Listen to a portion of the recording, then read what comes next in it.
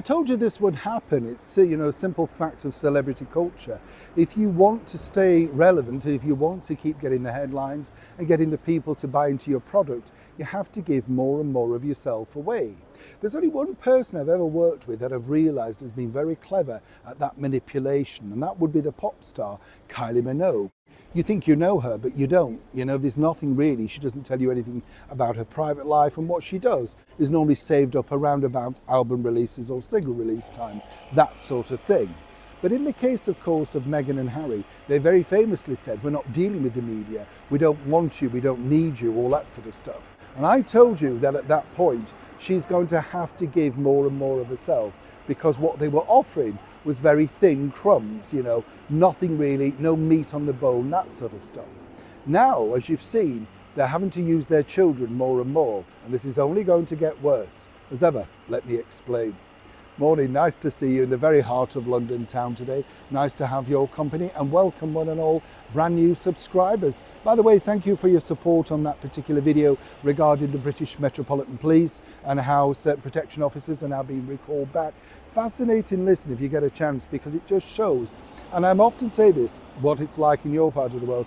Is it the same there? This protection officer I was talking to said he just didn't want to do it. He felt so out of sync with the way that policing is now 25 years down the line. How could he possibly relate to what was going on?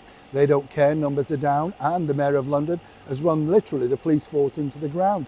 If you get a chance, it's all free as ever on this channel. Back to your royal story of the day though. A couple of weeks ago, if you remember, Prince Harry famously got up on the stage and one of his usual sort of word salad speeches that nobody knows what it's about, because it's a lot of things, isn't it? You need to be a first responder. What does that mean?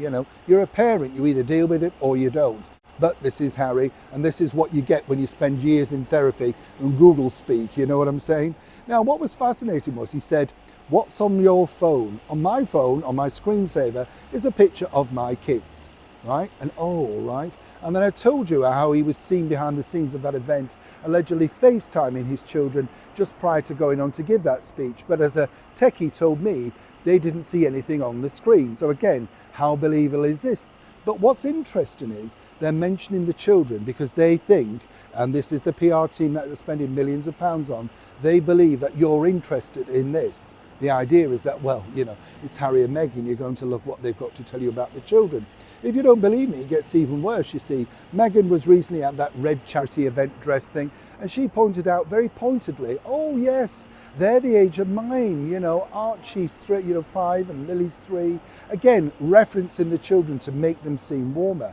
What the team want behind the scenes and what they're not going to get is Meghan Markle revealing even more about her family life, hopefully with a spread in a glossy magazine.